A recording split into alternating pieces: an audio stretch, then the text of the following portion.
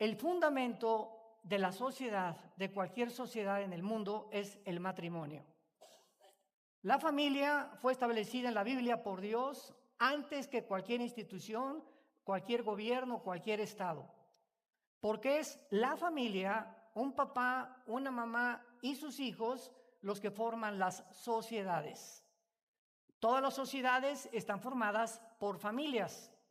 Cuando la familia comienza a desmembrarse y cuando la familia ya no es la fortaleza moral de una sociedad, históricamente lo podemos comprobar a través de todas las civilizaciones que han pasado, de qué manera los imperios más grandes, y estoy hablando de los egipcios, los asirios, los babilonios, los medos y los persas, que actualmente Persia es la República Islámica de Irán, los griegos y los romanos, el común factor denominador que hizo o provocó que estas civilizaciones cayeran y fueran destruidas, en todas ellas el factor común fue la inmoralidad.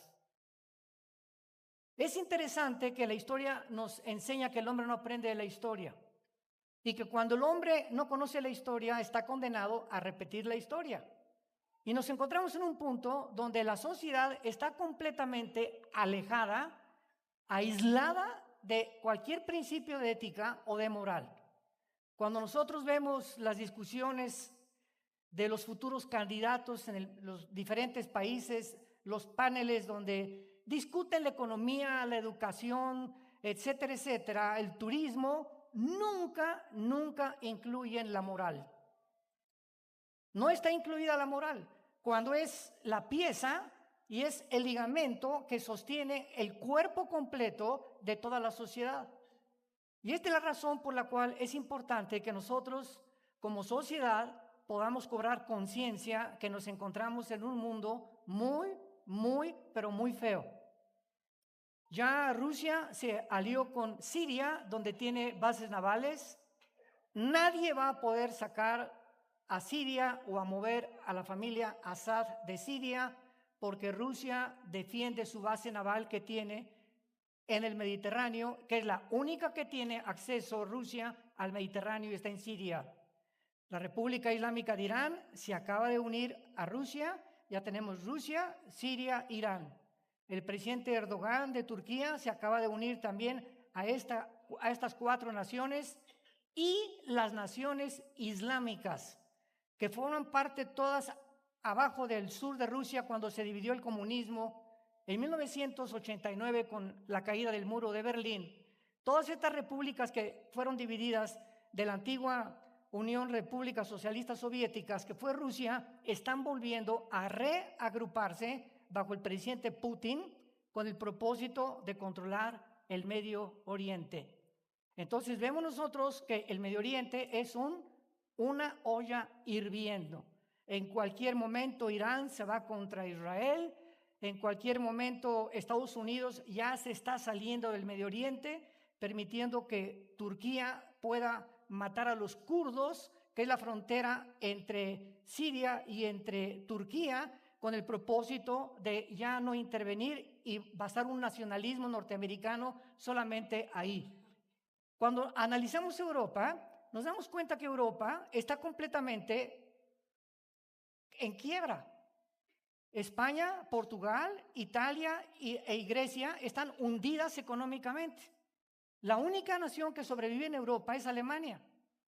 Y Alemania tiene a un discípulo que es Francia, que está en segundo lugar, sosteniéndose, agarrándose de Alemania como un salvavidas, porque el Fondo Común Europeo y el Fondo Monetario Internacional ya no tienen ni un solo euro para poder ayudar ni a España, ni a Portugal, ni a Grecia, ni a Italia. Entonces, Europa o la Unión Europea, que fue formada en 1957 con el propósito de unificar un solo continente, vemos ante nuestros ojos que están completamente desquebrajándose. En Inglaterra, ya el primer ministro de Inglaterra, Boris Johnson, acaba de decir que se va a salir ya de la Unión Europea. Ya extendieron otra vez el Brexit o la salida de Inglaterra. Cuando esto suceda, se queda Alemania y Francia solas. porque la mayor parte de los impuestos que pagaba Inglaterra a la Unión Europea ya no los va a pagar.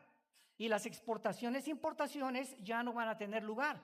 Entonces va a venir un caos tremendo, que siempre este caos, damas y caballeros, basta otra vez leer la historia, siempre es el caldo de cultivo, la desestabilización de un país para producir dictadores. Siempre es la desestabilización económica y moral la que produce los futuros dictadores del siglo XXI. Y nos encontramos en un mundo completamente desquebrajado. Toda América Latina está completamente desestabilizándose. Están tratando de llevar ya a cabo o de implementar el famoso Foro de San Pablo, que en 1995 se estableció en Brasil con el presidente Lula, que ya lo sacaron de la cárcel. Y vemos América Latina, Estados Unidos a punto de sacar al presidente Trump, Europa desestabilizada, el Medio Oriente, y volteamos al mundo y vemos México. Y nos damos nuestro pobre México, que está hundiéndose en la moral, donde está entrando ya el transgénero y todos los movimientos que hay, etcétera, etcétera, con el propósito precisamente de la desestabilización. Cuando un ser humano no tiene principios de moral, escúchame con mucho cuidado, ya no hablemos de la sociedad, como individuos, cuando nosotros no tenemos un código de ética y de conducta, la pregunta es, ¿a quién le vas a pedir prestado el código de moral que tú quieres tener? ¿A Hitler? ¿A los nazis? ¿A José Stalin? ¿A los dictadores? ¿Quién va a decir tu moral? Estamos en un punto donde cada quien hace lo que le da la gana, donde mi verdad no es tu verdad, un relativismo completo y absoluto. Y cuando estamos en ese punto donde nadie tiene una seguridad de una verdad y una moral absoluta, es cuando nos damos cuenta que el ser humano ha llegado a la locura mental. El mundo, así como lo vemos ahorita, es un mundo desequilibrado, ecológica, económica, religiosa, política y mentalmente. Se dice en la Asociación de Psiquiatría de Los Ángeles que el año pasado se prescribieron 560 billones, no millones, billones de pastillas tranquilizantes. Valium, Equanil, Prozac. ¿Por qué? Porque las dos clínicas más famosas en el mundo, el Hospital Hopkins y la Clínica Mayo en Rochester, coincidieron hace algunos meses estas dos instituciones en que el factor común denominador que está produciendo en el mundo los problemas mentales y físicos, ¿cuál creen que es? El estrés. El estrés. ¿Qué es el estrés? Es un estado interno de descontento, de amargura, de odio, de ganas de hacer algo, de romper estatuas, de divorciarte, de pegarle a tu mamá, de ir en contra de la autoridad. Es un estado de insatisfacción e intranquilidad que el ser humano tiene y por ende se recurre a las drogas, al alcohol, para huir de la realidad. Es tan dura la realidad que está el ser humano sumergiéndose en las drogas y si tú tomas pastillas tranquilizantes, eres un drogadicto. Ah, pero es que el psiquiatra me las recomendó 2 gramos de esto o miligramos de Valium, etcétera, etcétera. A los 4 o 5 meses vas a descubrir que tú estás funcionando bajo químicos. O sea, ya no eres un ser humano normal. Si no tienes estos químicos y estas pastillitas, ya no funcionas. Y en ese momento quedas dependiente de algo o de una fuerza extraña en tu cuerpo que comienza poco a poco a desintegrar tus órganos mentales, neurológicos, cardiovasculares, gastrointestinales, etcétera, etcétera. Toda esta situación o esta visión breve geopolítica y espiritual en que nos encontramos, lo podemos nosotros trazar desde el principio de la historia. Los que traigan su Biblia, en el capítulo 6 del libro del Génesis, la palabra Génesis en el hebreo es la palabra Bereshit, con B de burro, Bereshit. Y esta palabra, Bereshit, significa los orígenes. Este libro que tengo aquí en mis manos, que se llama la Biblia, podemos desafiar a cualquiera de ustedes, así se los digo de frente, tengo 40 años anunciando y compartiendo este libro, 40 años. En estos 40 años hemos tenido debates con escépticos, agnósticos, la mayor parte ateos, comunistas, etcétera, etcétera. Y no existe ningún sistema de filosofía, damas y caballeros, ninguna ideología del más grande hombre que tú me puedas comparar que se compare con Jesucristo. Número 2, no existe en los billones de volúmenes de literatura que existen en el mundo entero, no existe un solo libro que contenga verdades absolutas como la Biblia. Ni tampoco existe un libro que contenga los registros de genética, de química, de biología, de arqueología, antropología, de psicología, de psiquiatría, de la disciplina académica que tú me quieras mencionar, que pueda tener la información que contiene la Biblia. Después de 2000 años de existencia, fue el primer libro en haber sido impreso en la imprenta de Gutenberg. Es el libro hasta ahorita más vendido en el mundo entero. Nadie ha superado desde hace 2000 años la producción de las Biblias. Está ahora ya en idiomas como el mazateca, el tlaxcalteca, el chichimeca. Es increíble cómo en los dialectos y tribus de Oaxaca y del sur de México la Biblia se ha traducido. ¿Por qué la Biblia es un libro tan especial, pero al mismo tiempo el más atacado? Tú nunca vas a oír a un cantante como Marilyn Manson que agarre un libro y lo arranque y le eche sangre y que se llame el Corán. Ni el Tripitaka de Buda, ni los Vedas de los persas. ¿Por qué tiene que ser la Biblia el objeto del odio? ¿Y por qué los americanos o en el mundo entero en las películas, llámense ateos o no ateos, cualquier cosa que pase dicen Jesus Christ? Para cualquier cosa se defienden. Me acuerdo cuando Jean-Paul Sartre, el filósofo ateo, padre del existencialismo en el siglo XX, en los 60s, antes de morir dijo, Dios mío, ¿qué me va a pasar ahora? Su hija le contestó inmediatamente, papá, acabas de mencionar la palabra de Dios. Y le contestó Jean-Paul Sartre a su hija antes de morir, mi hija, tienes toda la razón.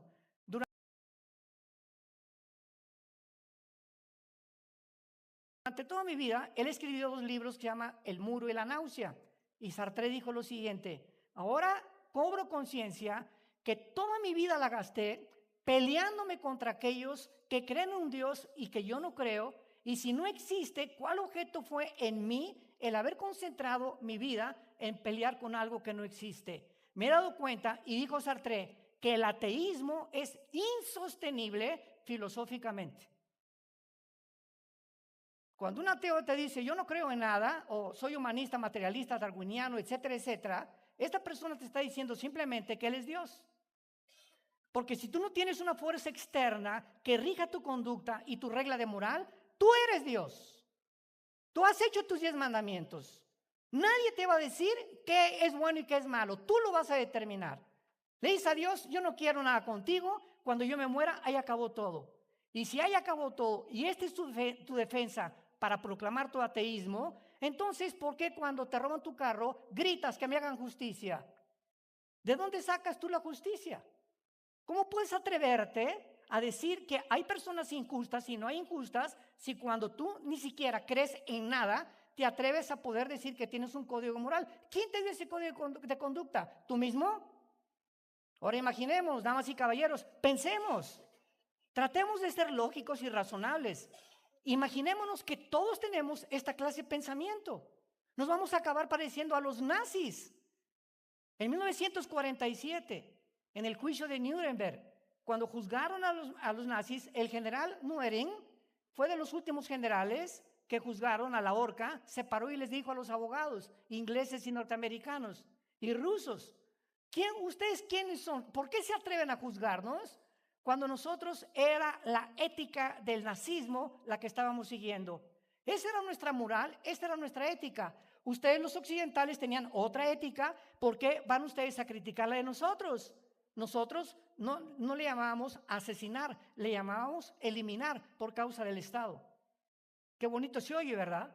Nosotros no le llamábamos robar, sino expropiábamos por causa del Estado. pues llámese expropiación o eliminación, es robo y es asesinato. Tú no le puedes quitar a nadie su derecho de su propiedad. Porque los tres factores más importantes de una sociedad es la libertad, nuestro derecho de poder expresarnos y el derecho a la propiedad privada. Y cuando estos tres factores son agredidos y atacados, la sociedad se extingue. Y ya no es una sociedad, ya vivimos bajo otra cobertura y otra sombra, y le pueden llamar a ustedes comunismo, socialismo, como le quieran ustedes llamar. Pero aquí en el libro del Génesis nos encontramos que es el único libro que nos explica quiénes somos. Si tú le preguntabas a Mahatma Gandhi o a Confucio en sus libros o en el Tripitaka de Buda, que antes de morir Buda dijo a sus discípulos, busquen la verdad, vas a encontrar en toda la historia y en todos los libros sagrados y líderes que tú me quieras mencionar, que no existe nadie ni ninguna persona que haya dicho quién es el ser humano o qué son los elementos que forman al ser humano. Por ejemplo, Sigmund Freud se equivocó grave y rotundamente, atribuyendo el problema del ser humano a la psique. Y comenzó Freud a hacer experimentos con personas enfermas de neurastenia, hipnotizándolas, llevándolas a la mente subconsciente para que en el inconsciente pudiera registrarse un cambio y regresándolas al consciente para tratar de aliviarlas. Freud, el padre del psicoanálisis freudiano moderno, a las 2, 3 de la mañana se levantaba gritando en su casa, empapado de sudor a su esposa. Era el hombre más sociópata y neurasténico que has conocido. Tu papá y tu padrino de la psicología moderna. William Shakespeare, el gran dramaturgo inglés. Yo estoy dando todos estos ejemplos para que ustedes comprendan el valor tan grande que tiene la Biblia y para que entendamos que Jesús es el único que puede salvar a México. Y es el único que puede salvar a la humanidad y el único que puede salvar tu matrimonio, a tus hijos y tu trabajo y todo lo que tenemos. William Shakespeare, el gran dramaturgo inglés, dijo antes de morir, el problema del ser humano es el gran defecto trágico. Carlos Marx se une con Federico Engels, siglo XIX. Un hombre sincero, Carlos Marx, comienza a escribir un libro que se llama El Capital, y Marx en su ideología comienza a determinar que el problema del ser humano es la lucha de clases y que si la clase del proletariado derriba a la burguesía y se reparte el dinero equitativa e igualitariamente, la sociedad se va a componer. Sin embargo, Carlos Marx y Federico Engels jamás pudieron llevar a la práctica su ideología. Fue Lenin hasta 1917 con la famosa revolución bolchevique que propiciaron los zares de Rusia. Los zares de Rusia habían explotado, como ustedes no se imaginan, a la gente, y de ahí vienen los movimientos sociales de la explotación de los gobiernos o de los ricos sobre los pobres, y entonces Lenin se levanta, matan al zar Nicolás II, a su esposa y a toda su familia, y por primera vez en la historia, en 1917, la ideología de Carlos Marx y Engels se pone a la práctica en Rusia y dura aproximadamente hasta 1989, cuando Mikhail Gorbachev va con el Papa Juan Pablo II, se para en el Vaticano Gorbachev y le dice al mundo, ¿saben una cosa? El comunismo fue un fracaso total. Desde 1970 tenemos casi 10 años viviendo con cortinas de humo. Estábamos hundidos en la pobreza, estábamos hundidos en la economía, no funcionó nuestra ideología, era para un grupo minoritario que comenzaron a apropiarse de todo el dinero. Y le preguntó el Papa Juan Pablo II públicamente a Gorbachev, ¿a qué atribuye usted que el comunismo haya fracasado? Y lo primero que dijo Gorbachev fue a dos cosas. Uno, sacamos a Dios de Rusia. Así lo dijo Miguel Gorbachev en su libro La Perestroika. Y número dos, nos aislamos del mundo capitalista. Ya no podemos vivir en el mundo que vivimos aislados de los demás. Nos necesitamos unos a otros porque el capitalismo es el padre o la única ideología que puede unir realmente el libre mercado y poder nosotros tener una seguridad de nuestra propiedad privada. Entonces pasan los años y llega el siglo XXI, Putin que está resucitando el comunismo, los islámicos o el Islam está resucitando el califato con el grupo de ISIS, queriendo dividir Irak de Siria para formar un califato o un gobierno completamente basado en el Islam. A Rusia no le conviene eso, pero se comienza a unir ahorita con los islámicos, y de acuerdo a la Biblia nos damos cuenta que todo este mare magnum que existe a nuestro alrededor tiene su origen en la ignorancia de quiénes somos. Estamos buscando alcohólicos anónimos, borrachos anónimos, neuróticos anónimos, marihuanos anónimos, instituciones altruistas que son buenas. No podemos negar que no son buenas, pero te cortan solamente la rama, te quitan lo borracho y sigues de mentiroso, parrandero y jugador. Y ya no eres marihuano, pero tienes otras cosas. Jesucristo, damas y caballeros, bajó hace 2000 años a este mundo. Dios se tomó la forma de un ser humano. Él tuvo que bajar del ser humano porque si de nosotros hubiera dependido tratar de encontrar y conocer quién es Dios o cuál es la verdadera de todas las religiones que existen, jamás lo hubiéramos logrado. Pero Jesucristo baja del mundo, del cielo, para decirnos: yo soy el camino. El único camino para conectarte con la otra dimensión espiritual. Ni Buda, ni Mahatma Gandhi, ni Zoroastro, nadie nos puede conectar con Dios más que Jesucristo. Jesús dice: no solamente yo soy el camino, yo soy la vida.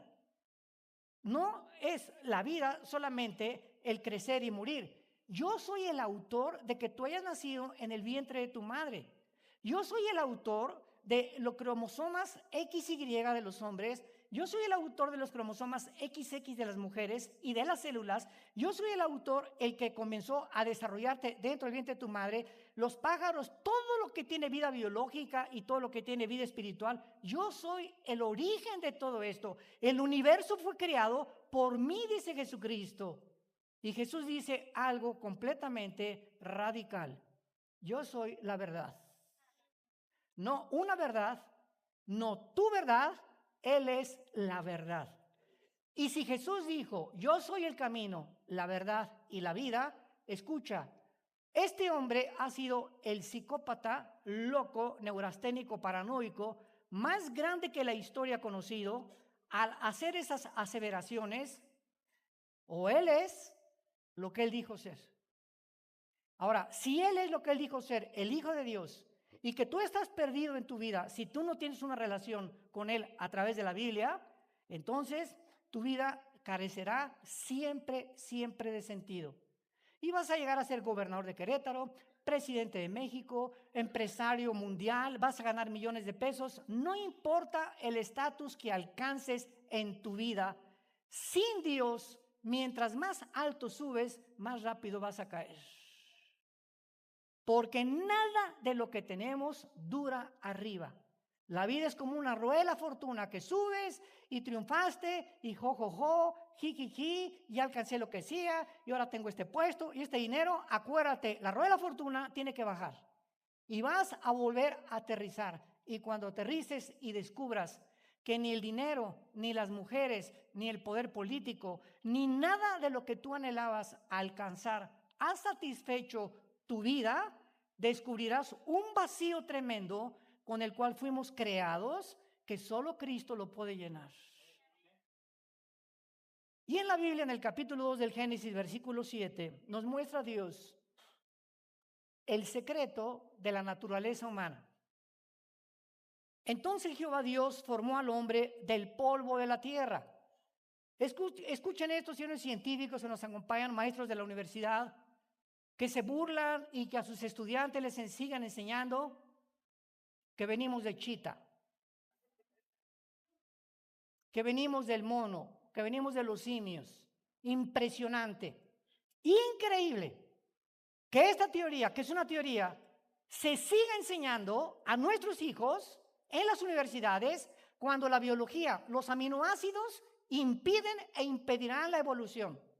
La física, la primera y la segunda ley de la termodinámica, que fue descubierta el siglo pasado, echó abajo la teoría de la evolución. Y finalmente, el último clavo al ataúd de la teoría de la evolución fue en 1954, cuando los doctores Watson y Crick les dan el premio Nobel de medicina cuando descubren el ADN, el ácido desoxirribonucleico, que determina que el gen de un chango no es igual al de un perro. El del perro, imposible que sea el de un gato. El del rinoceronte no lo tiene la jirafa. Y por la misma genética, jamás hasta este momento, damas y caballeros, nunca se ha encontrado ni demostrado científicamente la mutación de una especie a otra especie. Y siguen buscando el famoso eslabón perdido. ¿Sabes por qué está perdido? Nunca lo van a encontrar. Pero en fin, cuando el ser humano es dejado a sus propios pensamientos y a sus propias investigaciones científicas, nos damos cuenta que estamos en un mundo donde los problemas de la investigación, tanto científica como espiritual, van más allá de nuestra capacidad para poder darle solución. Entonces, yo me veo imposibilitado de ser un buen esposo si yo no tuviera la Biblia. Yo desde cuando ya todos los hombres pensamos lo mismo, ¿verdad? Yo quisiera ser el rey Salomón. Tener 700 mujeres, ¿verdad? Si tengo a Miss México el lunes, a Miss Querétaro el martes, a Miss España, etcétera, etcétera. Y nos damos cuenta en la Biblia que por eso se llama la Santa Biblia, porque Dios no oculta los pecados de los más grandes hombres. Y Salomón lee el libro de Eclesiastés, capítulo 1 y capítulo 2. Al final de su vida, Salomón confiesa y acaba su vida. Su trono era de oro, mujeres, saltibanquis, payasos, tenía cepillín ahí que todas las 24 horas, tenía todo lo que un hombre pudiera desear. Nadie, dice la Biblia, además, ha sido tan sabio como Salomón. ¿Saben las últimas palabras de Salomón? A la risa le digo enloqueces y al placer de qué sirve esto. Si no se convirtió en homosexual fue porque realmente fue Dios muy grande con él. Pero probó tantos placeres y tanto sexo que llegó un momento en que dijo, nada de lo que sigo y he probado me puede llenar algo en mi vida. Sigo vacío, rodeado de cantidad de gente como los artistas, rodeados de personas que los adoran y que los alaban, y son las personas más solas del mundo, más solitarias del mundo. Llegan a su casa a llorar porque se dan cuenta que no hay nada en este mundo que nos pueda satisfacer. Cuando la Biblia dice que el cuerpo humano fue formado del polvo de la tierra, la ciencia lo comprueba. Que los 19 elementos químicos que el cuerpo humano tiene, calcio, cal, hierro, azufre, fósforo, etcétera, etcétera, y los gases que tiene la tierra son los 19 elementos químicos y los gases que tiene el cuerpo humano. Y nuestro cuerpo, de acuerdo a la ley de la entropía o a la segunda ley de la termodinámica, está sufriendo un desgaste celular desde que nacimos. Y tu cuerpo está envejeciendo desde que naciste. Cada día tenemos más y más evidencias de que nuestro cuerpo se va desgastando porque es una ley que cubre el universo que se llama la entropía. El Sol pierde millones de toneladas más a cada segundo y esta ley, la Biblia le llama la corrupción humana. ¿Qué hace que tengamos que morir? ¿Por qué no podemos seguir viviendo? ¿Por qué no podemos mantener esta vida que quisiéramos atarnos a este planeta? Y la Biblia lo dice en la siguiente declaración de Génesis 2:7. Cuando el ser humano fue formado y Dios formarán del polvo de la tierra y ahí estarán como una estatua, algo sucede en ese momento que dice la Biblia, Dios, algo de la naturaleza divina entró en el ser humano que no tienen los animales. Una vez le pregunté a un gran psiquiatra, que fue psiquiatra de nuestros hijos, porque cuando volteó a Caleb boca abajo, le vio aquí un hoyito y dijo, ahí estaba la cola. Y le dije a mi esposa, este hombre, este psiquiatra, tiene doctorados y me reservo su nombre y es muy conocido, etcétera, etcétera, y nos quería mucho. Pero cuando él me dijo que lo que estaba arriba del coxis es porque ahí teníamos la cola, yo no sabía si llorar o reírme.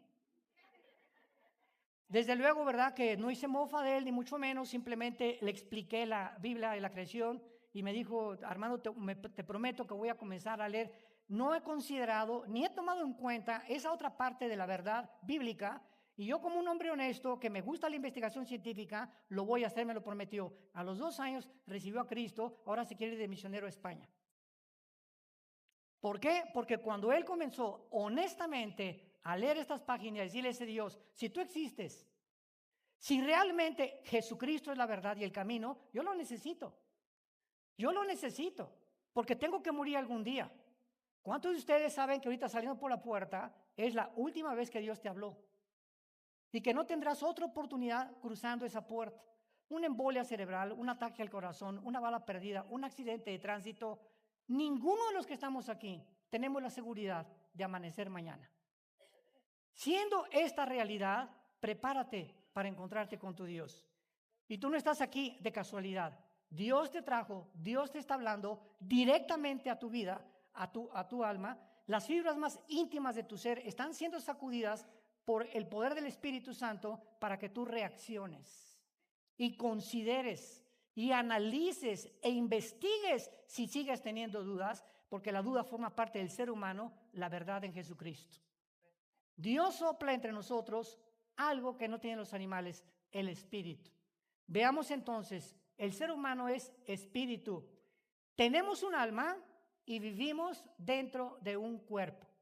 El cuerpo es el envase, la botella, donde dos elementos invisibles que no pueden detectarse por ninguna investigación porque trascienden la dimensión física terrenal visible, es el alma y el espíritu, y estas dos partes es la verdadera sustancia que tenemos dentro de nosotros. Cuando morimos, se sale el alma y el espíritu de tu vida y se van o directamente al cielo o bajas directamente al infierno. No hay purgatorio, no hay limbo, no hay cosas que no están en la Biblia. No hay más que dos lugares finales, el cielo o el infierno. Y dice la Biblia que cuando Dios nos crea a nosotros, espíritu, alma y cuerpo, el ser humano se rebeló contra Dios. Y el ser humano murió. La palabra morir en la Biblia no es cesar de existir. Morir en la Biblia significa separación. Separarte de la presencia de Dios. Tú y yo hemos nacido desde hace 6,000 años, muertos espiritualmente, separados y desconectados con nuestro Creador. Y por esta razón, porque aun cuando estamos separados espiritualmente de nuestro Creador, en nuestra alma puso Dios la eternidad.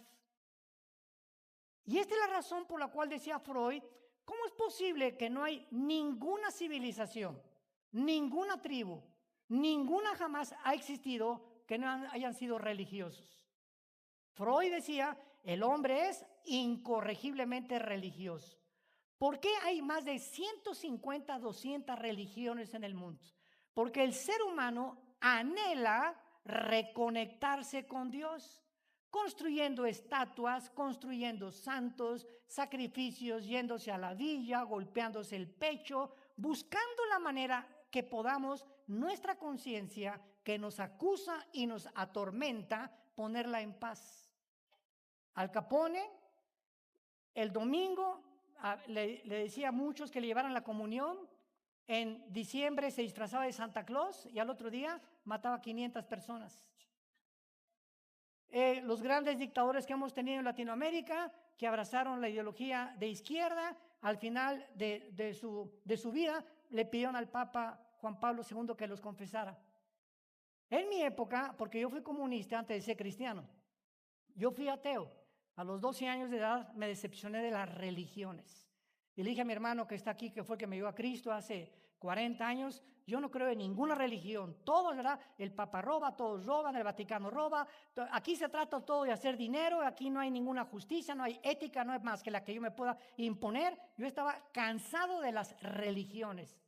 Cuando mi hermano me dijo, yo no vengo a hablarte de ninguna religión, de un hombre que se llama Jesús. Un hombre que no vino a traer una más de las religiones que existen. Un hombre que vino a reconectarnos con el Creador. Porque solo a través de Jesús podemos tener la conexión y otra vez, cuando nos conectamos con Dios, se nos vuelve a prender el foco que es el Espíritu. Se llama en la Biblia nacer de nuevo.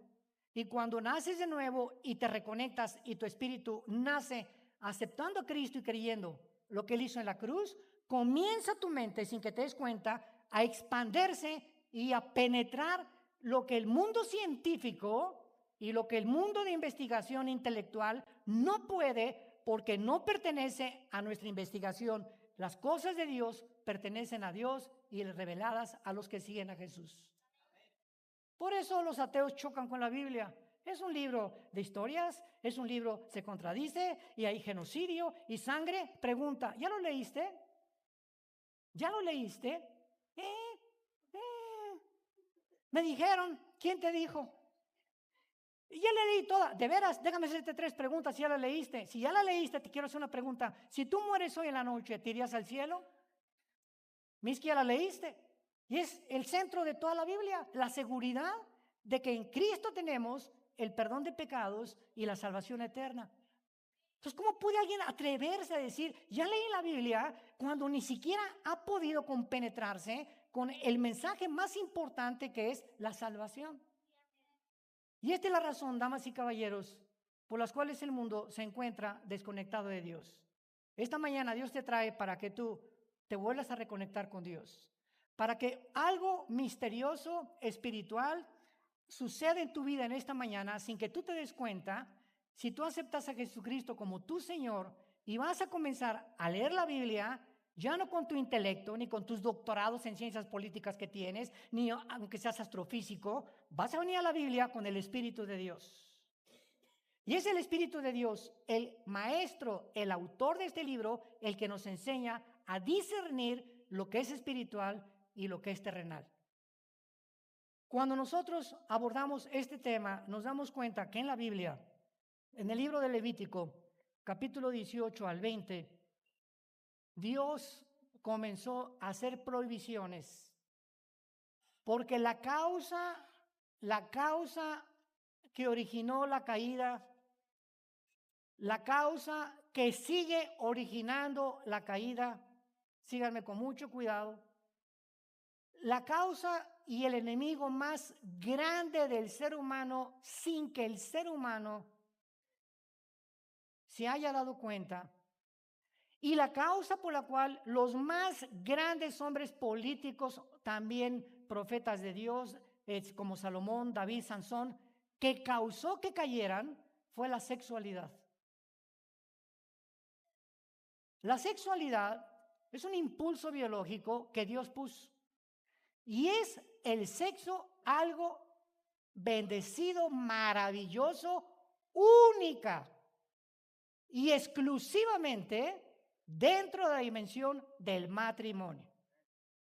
Cuando el ser humano abusa de este impulso biológico, como puedes abusar de la comida y tener ya una barriga que parece catedral de la Capilla Sixtina, o cuando abusas de la bebida, todo aquello que llevamos a los extremos nos comienza a autodestruir, nos comienza a hacer daño.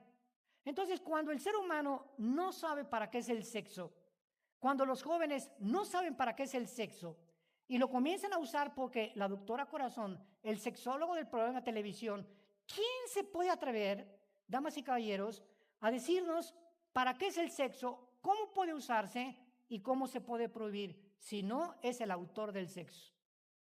Oye, si yo tengo un carro Volkswagen y me comienza a fallar, no lo voy a llevar a la Chrysler, porque no lo diseñó la Chrysler, lo diseñó la Volkswagen. Y así pasa con el ser humano. Hay un problema sexual, no voy a ir con el sexólogo, menos con el psiquiatra, con el psicólogo, si no son cristianos. ¿Por qué? Porque nadie puede atreverse a hablar del sexo más que Dios. Y cuando la Biblia muestra las causas de la corrupción humana, tsunamis, incendios, inundaciones, huracanes, terremotos que están azotando desde hace aproximadamente 40 años el planeta Tierra y todos volteamos, ¿por qué Dios es tan malo? Etcétera, etcétera, debemos de responder. La naturaleza está ligada a la moral. Increíble. La naturaleza, Dios la ligó a la moral. Y cuando el ser humano comienza a corromperse moralmente, repito, que es un área que se tiene marginada y casi no se atiende y se pone como último recurso en la sociedad, es cuando la naturaleza se vuelve nuestra enemiga, como lo vamos a ver en Isaías 24. Se vuelve nuestra enemiga la naturaleza y Dios dice, basta, porque si ustedes siguen corrompiéndose moralmente, voy a destruir el mundo. Y nos encontramos escuchando los pasos de los jinetes del Apocalipsis. Jesús viene pronto a este mundo, ya no a salvarlo, viene a juzgarlo. Y todo lo que está pasando es el principio de los dolores que la Biblia profetizó hace más de 3000 años por los profetas hebreos. Dice el Levítico capítulo 18, versículo 22, no te echarás con varón como con mujer, es abominación. Ni con ningún animal tendrás ayuntamiento, amancillándote con él. Ni mujer alguna se pondrá delante de un animal para ayuntarse con él, es perversión. Seguimos leyendo. Capítulo 20, versículo 13. Si alguno se ayuntare con varón como con mujer, abominación hicieron. Ambos han de ser muertos. Sobre ellos su sangre. El que tomare mujer y a la madre de ella comete vileza teniendo sexual con ellas. Quemarán con fuego él y a ellas para que no haya vileza entre vosotros.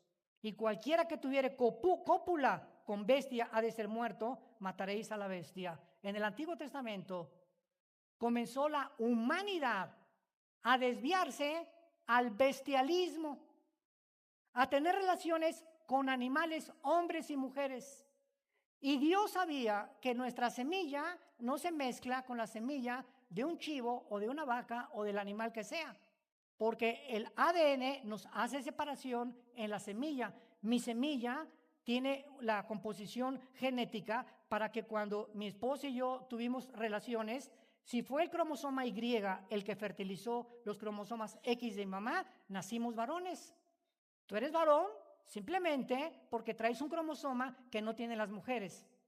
Y si biológica y genéticamente, escúchame muy bien, si biológica y genéticamente, ya hemos hablado de la Biblia, la biología y la genética te dicen que eres macho camacho, y tu mente te dice que eres otra cosa, el problema no es físico, es mental. Es mental el problema. Es un gusto que tú simplemente has adquirido y que quieres permanecer en él. El doctor, apúntalo, Rafael Collins, presidente del Instituto del Genoma Humano, el más grande genetista hasta ahorita, este momento, declaró: no hay tal gen de la homosexualidad. No hay tal cosa que alguien nazca con este gen. Esto es completamente abominable. Excusas que el hombre, cortinas de humo que no tiene para proteger algo que yo quiero y que he abrazado y que le he negado a Dios, mi sexualidad, mi género y los cromosomas con los que Él me creó. Y nos damos cuenta más adelante en el libro de Colosenses, el Nuevo Testamento, capítulo 3, el apóstol Pablo corrobora lo que dice el Antiguo Testamento. Colosenses 3, 5 y 6. Hagan morir lo terrenal en ustedes: fornicación, impureza, pasiones desordenadas, malos deseos y avaricia, que es idolatría, cosas por las cuales la ira de Dios viene sobre los hijos de desobediencia. ¿Quieres hacer enojar a Dios? ¿Quieres realmente volver a Dios en tu contra? Degenérate sexualmente. Y cuando vemos que no es una persona, sino ya son sociedades que están demandando ya no solamente vivir hombre y mujer y mujer, sino atreverse a tener niños adoptados. Y dicen ellos, es que tenemos derecho a adoptar niños, discúlpame, pero de una forma psiquiátrica, apelando ya no a la Biblia, una forma lógica, sentido común, elemental. No eres tú el que tiene derecho, es el niño el que tiene derecho de tener un papá y una mamá. Lo que el papá le brinda al niño no se lo brinda a la mamá, ni la mamá al papá. Necesitamos las dos figuras de madre y de padre. Los niños necesitan una figura masculina indiscutiblemente. Un niño que crece, y se calcula, el doctor Taylor de California dictaminó que el 65% del homosexualismo viene de hogares de matriarcado. donde la figura del niño fue la mamá y no fue el papá. Cuando el papá es hecho a un lado y el niño crece viendo que es la mamá la que tiene la autoridad, la que da los permisos, la que dirige todo, viene algo, un fenómeno que comienza a la persona a desviarla. Porque Dios no nos creó así. Nos creó para que el niño, vete con él a jugar fútbol, llévatelo al boliche, llévatelo al cine a tu hijo, vete a patinar con él. Si tú haces a tu hijo tu mejor amigo, estás del otro lado. No le dejes la educación a la mamá cuando son los varoncitos los que nos necesitan a nosotros. Y esta es la razón por la cual la Biblia dice, no cometerás inmoralidad. Y esta es la situación en la que el mundo se encuentra actualmente. Les voy a compartir en penúltimo lugar el famoso ejemplo de la rana. Agarra una rana, ahorita que salgas, búscala por ahí. Llévala a tu casa y la metes en una olla de agua fría, en la estufa. Agarras la rana y la metes a la olla de agua fría. Préndele la lumbre. El agua comienza a hervirse y entonces la rana, en lugar de que brinque, porque su tipo de sangre fría, la rana se adapta al hervor y ahí se muere hervida. Qué tonta, ¿verdad? Pero esa es su naturaleza. Y el ser humano, sin que nos demos cuenta, cuando la moral comienza a ser desintegrada y la inmoralidad comienza como un tsunami a subir y a comenzar a cubrir las sociedades política, religiosa, filosófica, mente, etcétera, etcétera, nos estamos acostumbrando a algo que no es normal y la sociedad, de acuerdo a la Biblia, va a morir hervida. Y cuando digan que por favor, auxilio, el Titanic se está hundiendo, te vas a hundir con todo y tu familia. ¿Por qué? Porque Dios no nos creó animales. No somos dioses y no somos nosotros los que vamos a imponer la moral. No somos nazis para imponer el nazismo. Como el profesor de Harvard, una vez el presidente le preguntó a los estudiantes, pues que aquí en la inauguración de Harvard, dijeron hace 4 o 5 años, el presidente de esta institución, de las más prestigiadas del mundo, cualquiera de ustedes aquí en la universidad puede hacer lo que quiera y puede tener la moral que quiera. Y aquí si tu amigo es homosexual o tú eres lesbiana, etcétera, etcétera, no se metan, no se metan con nadie. Y un estudiante se levantó y le preguntó, discúlpeme, ¿cuál es la moral que usted quiere que nosotros escojamos? ¿La de Hitler? ¿La de Stalin? ¿La de Fidel Castro? ¿La de Mao? ¿La de Confucio? ¿O cuál es la moral? Porque si usted me dice que yo escojo mi propia moral, imaginémonos nada más en qué vamos a acabar, maestro. Y ahorita Harvard es el bastión más grande en el mundo, prestigiada como pocas universidades, del ateísmo, el secularismo y el humanismo. Si a mí me dieran una beca para mis hijos en Harvard, ni de loco los mando. Prefiero que mi hijo sea un tonto completamente santo que un diablo educado. 1000 veces. Y así está la sociedad. Mi hijo si viera a Harvard, qué bárbaro, qué error tan has cometido. Lo vas a mandar y va a regresar con una cabeza de tamaño y completamente inmoral. Porque ahí van a acabar con su moral y con los principios éticos, que al llegar a los 50, 60 años de edad, no va a poder mantener un matrimonio. Y por la falta de carácter que no se adquiere a los 25, 30 años de edad, no puedes terminar bien. No es como comenzamos, sino como terminamos, damas y caballeros, lo que importa delante de Dios. Hace 2000 años bajó Jesucristo y abrió sus manos en una cruz. ¿Saben cuál es la pregunta, para terminar, que todos los ateos han hecho en los debates que tenemos con ellos? La pregunta de los 64,000 pesos que los ateos hacen es, ¿por qué Dios permitió el mal que entrara al universo? A ver, Dios es todopoderoso, como me dijo una vez en un elevador, alguien que me abordó después del desayuno, dije, sí, es todopoderoso Dios. Y entonces, ¿por qué no acaba con el diablo de una vez? Le dije, dale gracias porque comenzaría contigo. Por la paciencia de Dios tú sigues vivo, pero les voy a decir la respuesta. La respuesta es por amor. Por amor permitió el mal, por amor. Permítanme explicarles. Cuando Dios creó el universo, decía Agustín de Hipona, en el siglo I, segundo después de Cristo, él expuso y postuló esta teoría. Si Dios tuvo la oportunidad de no crear nada, no hubiera creado nada. Número 1. Número 2, Dios pudo haber creado un mundo con criaturas que jamás pecaran ni que la maldad entrara al mundo, ¿correcto? Claro, porque Él es Dios. Número 3, sin embargo, Dios en su sabiduría, que es un poquitito más sabio que tú, decidió permitir la entrada del mal al universo. Y Agustín postuló a sus estudiantes esta pregunta: si tú fueras Dios, ¿cuál de las 3 opciones hubieras escogido? Nada, maestro. Mira, si tú me contestas que nada, la nada filosóficamente no se puede comparar con lo algo. Por lo tanto queda descartado la primera opción.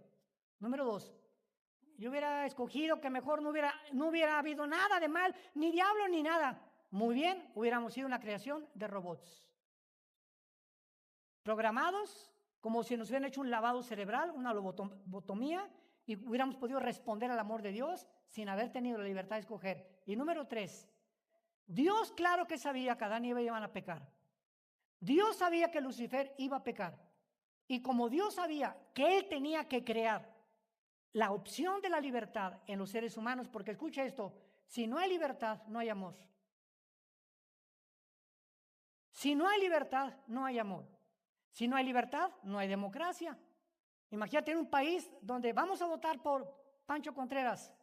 Él es el único candidato. ¿Eso es democracia? Para que haya libertad tiene que haber 2 caminos. Entonces Dios hubiera programado un solo camino de robots. Y Dios permite que el mal entre al universo, y sabiendo Dios que el mal iba a entrar, Él mismo proveyó y la redención y la forma en la que pudiéramos salvarnos de ese mal, muriendo Él en una cruz. Porque de tal manera amó Dios al mundo que dio a su Hijo unigénito. Y esta gracia de Jesucristo en la cruz del Calvario es Dios llevando tus pecados, que tú no se lo estás culpando a Él. Él te lo dice: muy bien, yo lo voy a pagar por ti. Yo voy a pagar por ti todo lo que tú has hecho. Y después de que yo pague por ti, ¿me vas a llamar injusto? ¿Desde qué base legal puedes atribuirme injusticia cuando yo estoy pagando algo que tú deberías haber pagado? Entonces dice la Biblia que fuimos creados en una balanza. El pecado de la primera pareja hundió al mundo en la muerte, en el pecado. ¿Por qué? Yo no nací así. ¿Para qué me condena Dios? Yo no escogí pecar, no hay problema. Dios inclina la balanza hace 2000 años en Jesucristo. Y de Cristo en nuestros días, la balanza está inclinada para que tú escojas la bendición o la maldición. Como el cuento de la calabacita, que llegó el momento de la cosecha y pasó el granjero y comienza a cortar las calabacitas. Y había una que nació chueca. Y le dice la calabacita: ¡ay! ¿Por qué me vas a cortar y me vas a echar al fuego? Yo no escogí nacer chueca. Y le contesta el granjero: no te voy a echar porque naciste chueca, te voy a echar porque no escogiste enderezarte. Entonces ya deja de culpar y de crear tu propia victimización. No te sientas víctima. Si tú te sientes que no eres culpable, no hay ningún problema. Alguien en una cruz pagó por ti. ¿No quisieras tú en esta mañana a ese Jesús que fue coronado de espinas y clavadas sus manos y sus pies, recibirlo en esta mañana y darle la oportunidad? Dale la oportunidad. ¿Qué pierdes? Dale la oportunidad de entrar a tu vida. Pruébalo, dice el Señor: pruébenme y conocerán la verdad, y la verdad los hará libres. Vamos a inclinar nuestra cabeza algunos segundos, y así con tu cabeza inclinada en esta mañana, el Dios y Padre de Jesucristo, nuestro Señor, guarde tus pensamientos y tu corazón en Cristo Jesús, para que en este momento tan importante de tu vida, tal vez es el más importante de toda tu vida, porque la Biblia nos muestra la bendición o la maldición. El camino ancho donde va la mayor parte de la gente, o el camino angosto que conduce a la vida eterna. La Biblia dice: escoge tú hoy qué camino quieres seguir. Eres libre. Somos agentes morales libres, responsables, bajo la ley de la responsabilidad individual, para que tú decidas en tu corazón, en este instante, si quieres probar y seguir, conocer y adorar a Jesucristo, el Hijo de Dios. Si lo quieres hacer, dile estas palabras con todo tu corazón. Señor mío y Dios mío, te doy las gracias por haberme dado el privilegio, la oportunidad en mi vida de en esta mañana oír que en esa cruz pagaste tú lo que yo debería pagar con tu sangre preciosa. Creo que a los 3 días resucitaste de los muertos y porque creo que vivo, Jesús, te pido en este instante que entres a mi vida. Quiero conocer la verdad, porque eres tú la verdad. Te pido por mi matrimonio, por el bebé que llevo en mi vientre, por mi futuro matrimonio, por mis padres, por mi trabajo, que me guíes, que nos socorras. Quiero levantarme en paz y morir en paz, de saber que en esa cruz pagaste por mí. Te recibo como mi Señor y mi Salvador. En el nombre de Jesús. Amén. Gracias a Dios por este libro, damas y caballeros. Gracias a Dios. Gracias a Dios por este libro maravilloso que Dios nos ha dado. Gracias a Dios. Gracias a Dios. Todos ustedes en esta mañana que han hecho esta oración, nos gustaría felicitarles, bendecirles, darles algunos consejos también. Y si tú en esta mañana hiciste esta oración por primera vez en tu vida, ahí desde tu lugar, levanta tu mano. Miren cuántos. Gracias a Dios, gracias a Dios, gracias a Dios. Gracias, que Dios los bendiga. Gracias, gracias, Padre. Alguien más en esta mañana. Gracias, gracias. Que Dios los bendiga. Gracias. Gracias, joven. El 80% fueron jóvenes. Qué lindo ver un matrimonio agarrado de la mano y levantarse los dos. Mi amor, no de la oreja te levantaron, ¿verdad? Vamos los dos hoy a darle la oportunidad a Jesús en nuestra vida. Lo necesitamos. Todos ustedes que levantaron la mano, quiero decirles que no han venido a ninguna religión. Han venido a un hombre que se llama Jesucristo. Y ustedes tienen que comenzar desde hoy a orar. Orar no es rezar. Rezar es repetir de memoria cosas aprendidas. Para eso te compras un perico o una cotorra.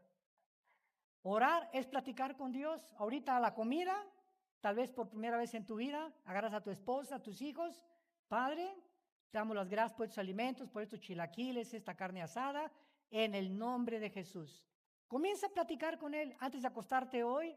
Padre, gracias, mis pensamientos son para ti, porque estoy vivo, te pido mañana por mi trabajo, ayúdame, levántame, etcétera, etcétera. Platica en el carro con Él. Orar es platicar con Dios.